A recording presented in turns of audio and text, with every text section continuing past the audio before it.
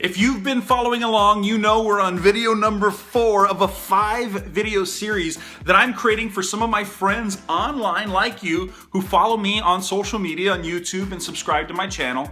I'm going to share with you in this video number 4 some of the down payment or initial investment part of the structure of a car deal. Now keep in mind, this is a 5-video series on what it takes to make the math make sense to your customers when you're explaining how the payment is what it is or how the price is what it is. Whenever you're presenting a proposal and you get stuck up here helping somebody understand, hopefully these videos will clear up some of that for you. So once again, this is video number 4. Number 1, we talked about the importance of language choice. And number 2, we talked about how the price is established. Number 3, we talked about the trade-in value, or if you remember, not the trade-in, but the vehicle they're selling to us. Number 4 is the down payment, getting a customer to understand why they should understand the importance of making that initial investment for themselves. So once again, as I've always stated, it all starts in the beginning. You have to start with expectation management, which means you've got to set the stage early for the customer. Asking questions like, are you folks familiar with some of the benefits of making an initial investment? Or are you folks familiar with the benefits of, an established equity position? Asking questions like this for the customer up front. Are you folks familiar with the advanced equity position options that our dealership offers? Asking questions like that, they don't know what you're talking about. They're like, what are you talking about? Advanced equity options. What does that even mean? So this is some ways to kind of start the conversation with the customer. So do that early and make sure that you paint the picture on the advantages and set the seed or the expectation that you might, your dealership might present to them an option with an initial investment that's higher than what they initially thought, but better for their future position.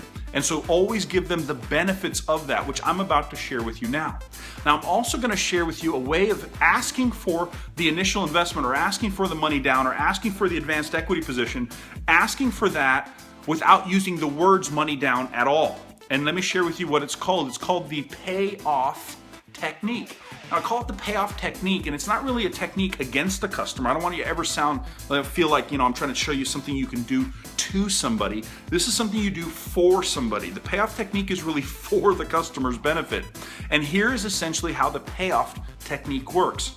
What you'll do is this is a strategy, if you will, that you only use when somebody currently is making payments on their current car. Obviously, that's like 80% of buyers. So I have a customer in front of me who's currently making payments. Here's what it will sound like.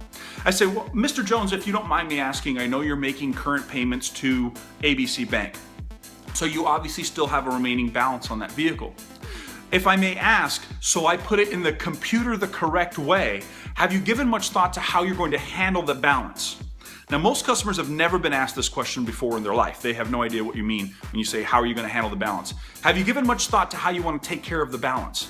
Well, they're going to say, well, what do you mean? Or they're going to say, well, aren't you guys just going to take care of it? Or, aren't you going to just roll it in? Doesn't really matter what they say at this point. You're still going to always offer them the same 3 options that every customer who has a balance has. Everyone has these 3 options. And here's what I'll say to Mr. Jones. I say, Mr. Jones, I appreciate what you're saying, or I appreciate your question, or I appreciate you thinking about us rolling it in. Whatever they say doesn't matter. We're going to always give them the options. I say, I appreciate that. Let me share with you that you in fact have 3 options concerning your balance, and I want to put it in the computer the right way. I don't like to assume how people manage their own finances.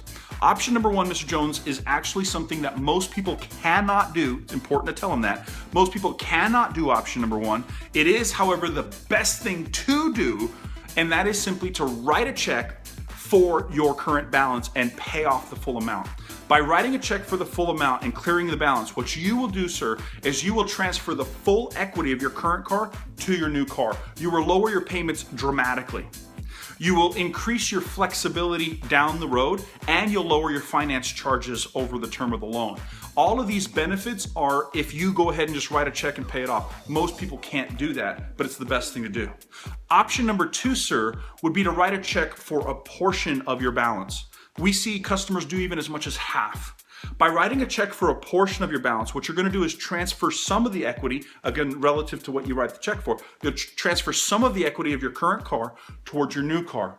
In doing so, you will lower your payments, You will lower your finance charges. You will also extend more flexibility down the road for your trade cycle. And of course, you put yourself in a better position.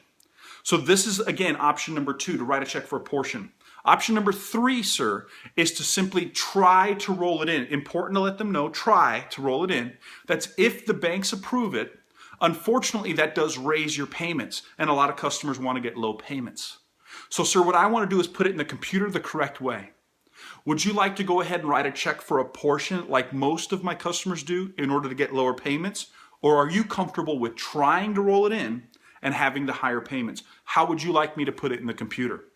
Now, what I've just done is given the customer the option of what they want to do with their balance and educated them on the math of what happens when they simply roll in that equity or inequity position. When a customer simply rolls their balance over, they end up financing more than they needed to, having higher payments, and being stuck down the road. This has been another 6-minute Sellchology strategy. I hope you've liked it. In the next video, we're going to talk about the payment or the monthly investment. I hope you like that too. We'll see you online.